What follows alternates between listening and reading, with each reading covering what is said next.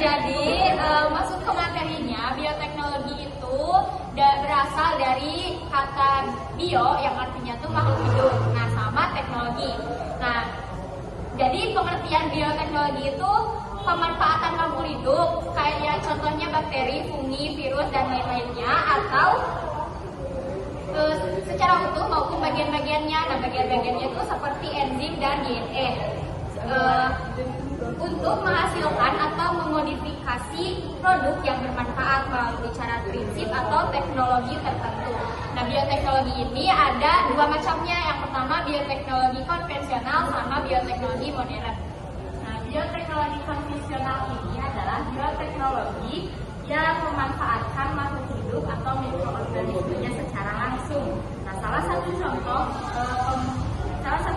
dari bioteknologi konvensional ini adalah pembuatan roti yang menggunakan mikroba Saccharomyces cerevisiae pada ragi. Nah, kenapa sih si pembuatan roti ini bisa termasuk dalam bioteknologi konvensional? Nah, karena di dalam proses pembuatan roti ini ada proses fermentasi yang menggunakan mikroorganisme yakni ragi mengubah gula dan karbohidrat menjadi gas karbon dioksida atau CO2 dan alkohol. Selanjutnya pembuatan roti. Nah, roti merupakan makanan yang terbuat dari tepung terigu, air, dan ragi yang pembuatannya melalui tahap pemulenan, fermentasi atau pengembangan, dan proses pemanggangan dalam oven. Tepung terigu sebagai bahan dasar roti mengandung dua macam protein yang memegang peranan penting dalam pembuatan roti. Protein gluten yang bersifat kedap udara berfungsi memberi kekuatan pada adonan untuk menahan gas dari aktivitas ragi sehingga dapat meningkatkan volume pada adonan tersebut. Sedangkan glutenin memberikan elastisitas dan kekuatan untuk perenggangan terhadap gluten. Selain dari tepung terigu, ada komponen pertama dalam pembuatan roti yaitu ragi. Nah, fungsi utama dari ragi ini untuk mengembangkan adonan dalam pembuatan roti. Nah, ragi ini merupakan fermentasi dengan mengubah gula dan karbohidrat ke glukosa menjadi alkohol dan karbon dioksida. Nah, glukosa merupakan substrat pada tahap fermentasi yang kemudian dipecah menjadi dua asam sulfat, dua NADH dan dua ATP. Nah, kemudian si dua asam sulfat ini difermentasi dan berubah menjadi asetaldehyid. Kemudian si NADH ini memberikan elektron dari hidrogen pada si asam sulfat yang kemudian menghasilkan produk alkohol yaitu berupa etanol. Nah, persamaan dari proses fermentasi ini adalah C6H12 menjadi 2C2H5OH tambah 2CO2 tambah 2 ATP. Nah, lagi kan itu menghasilkan produk sampingan berupa gas karbon dioksida. Nah, gas karbon dioksida ini akan terangkat dalam jaringan gluten yang kemudian akan mengembangkan adonan roti. Nah, selanjutnya ada satu produk utama dari proses fermentasi ini adalah alkohol yang berperan untuk menambahkan rasa dan aroma pada roti. Nah, untuk melakukan pembuatan roti ini diperlukan alat dan bahan dan tentunya juga alat langkah-langkahnya. Nah, untuk alat dan bahan pada alat kalian kalian membutuhkan timbangan, oven, loyang, kuas kue, pemadu, kain, mangkok, serta sendok. Untuk bahan-bahannya kalian butuh 500 gram terigu, 11 gram ragi, 1 sendok gula, 1 sendok teh garam, 1 sendok makan susu kental manis, 12 gram susu bubuk, 30 telur, 75 gram mentega, dan 200 ml air. Nah, masuk ke langkah-langkah pembuatannya. Yang pertama, masukkan tepung, gula, garam, susu bubuk, dan ragi ke dalam wadah. Lalu aduk bahan-bahan hingga rata. Setelah itu, masukkan 2 butir telur dan mentega ke dalam adonan dan tambahkan air secara perlahan. Sesuaikan agar tidak terlalu keras namun tidak terlalu lembek. Lalu setelah itu uleni adonan hingga kalis kurang lebih selama 15 menit.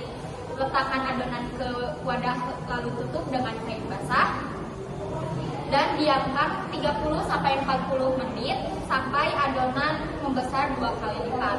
Setelah yaitu kempiskan adonan lalu uleni 1-2 menit dan bentuk sesuai selera. Diamkan kembali hingga mengembang. Setelah mengembang, olesi roti dengan puding telur dan panggang adonan dalam oven pada suhu 180 derajat Celcius hingga matang. Nah, selanjutnya kita masuk ke materi bioteknologi modern. Nah, apa sih bioteknologi modern itu? Bioteknologi modern adalah bioteknologi yang memanfaatkan makhluk hidup atau mikroorganismenya secara tidak langsung. Jadi ini mah kebalikan dari bioteknologi konvensional. Nah, salah satu contoh dari bioteknologi modern adalah proses cloning yang menggunakan teknik membuat keturunan dengan kode genetik yang sama dengan sel induknya tanpa proses pembuahan. Nah, berbicara tentang cloning itu berasal dari bahasa Yunani yaitu klon, yang artinya kumpulan sel turunan dari sel induk tunggal dengan reproduksi aseksual. Dan Pada bioteknologi modern juga ada beberapa macam-macam cloning. Yang pertama ada cloning pada hewan. Yang bentuk pertama cloning pada hewan yaitu transplantasi embrio. Bentuk ini dilakukan dengan membuat hewan betina memiliki embrio terlebih dahulu. Nah, hewan ini harus dikawinkan dan dibuat butik. Kemudian proses transplantasi embrio ini dilakukan secara in vitro atau di laboratorium, bukan di dalam rahim hewan betina. Sifatnya itu menghasilkan genetik anakan yang identik, tapi tidak identik dengan induknya, karena embrio ini berasal dari pencampuran dua genetik antara hewan jantan dan hewan betina. Kemudian bentuk yang kedua adalah transfer nukleus. Cara teknik transfer nukleus ini yaitu dengan ovum pada hewan pendonor ovum dihilangkan inti selnya. Jadi disisakan sitoplasmanya saja. Kemudian inti sel ovumnya ini pada donor dewasa, misalnya pada usia 3 tahun, diambil dan diletakkan pada sitoplasma pendonor ovum sebelumnya. Setelah itu, ovumnya ini dikembalikan ke dalam rahim donor ovum dan dibiarkan hewan bunting dan menghasilkan individu baru. Sifat dari transfer nukleus ini yaitu menghasilkan hewan karakteristik yang sama persis dengan donor dewasa. Karena kenapa bisa dapat dikatakan sebagai seperti itu? Karena sesungguhnya karena kenapa?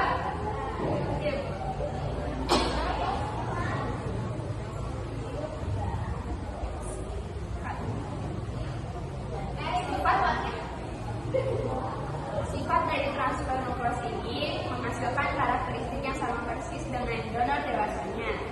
Dikatakan sebagai berikut, karena walaupun baru lahir, hasil cloning tersebut seperti hewan yang umurnya sudah dewasa, persis seperti donor dewasa yang menyumbangkan inti selnya.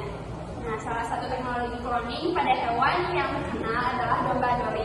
Pada tahun 1997, peneliti Ian Wilmot dan Keith Campbell dari Institut Roslin, Skotlandia berhasil menciptakan seekor domba yang bernama Dolly. Nah, macam-macam cloning yang selanjutnya adalah cloning pada tumbuhan. Nah, cloning pada tumbuhan juga terbagi menjadi beberapa cara. Yang pertama ada cutting atau pemotongan. Nah, penerapan cutting sebagai cloning adalah dengan memotong batang tanaman, kemudian tanam batang tersebut ke dalam tanah, dan setelah itu beri pupuk dan air. Kemudian akan menjadi individu baru yang akan menumbuhkan akar dan daun. Nah, seperti contohnya yaitu menstik menstik batang pohon singkong. Jadi cutting atau pemotongan ini tuh seperti kayak menyetek tanaman yang seperti kita tahui lah, yang halurah gitu. Jadi itu adalah proses termasuk ke dalam proses cloning. Oke, selanjutnya cloning pada tumbuhan yang kedua yaitu kultur jaringan. Nah, penerapan kultur jaringan sebagai cloning ini adalah dengan memotong atau mengambil bagian kecil dari tanaman, misalnya dari daun. Nah, kemudian dilakukan kultivasi dengan cara meletakkannya pada cawan Petri atau tabung reaksi. Nah, setelah itu tumbuhkan planlet atau diinkubasi. Nah, setelah tanaman berkecambah atau mulai muncul kecambah, pindahkan pada media baru yang lebih luas dengan menggunakan tangan. Nah, cloning pada tumbuhan ini dapat dilakukan karena sifatnya yang disebut dengan totipotensi atau kemampuan sel dewasa yang dapat berdiferensiasi atau melakukan pendewasaan ulang menjadi sel baru apapun. Dan yang terakhir, macam-macam cloning yang terakhir yaitu cloning pada manusia.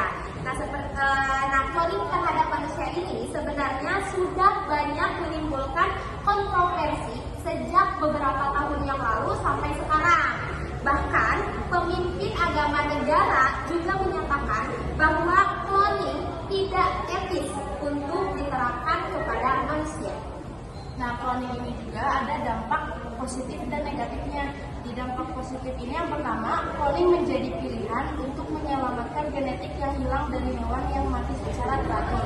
Yang kedua, resipien transfer embrio tidak dibatasi waktu dan tempat. Yang ketiga, embrio dapat disimpan dengan waktu yang lama.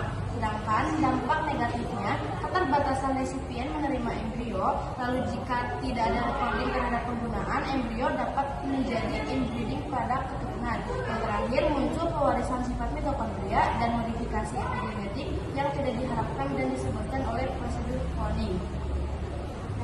Itu dia materi mengenai bioteknologi dari kami tentang pembuatan roti dan cloning. Cukup sekian yang dapat kami bisa diskusikan kepada teman-teman semuanya.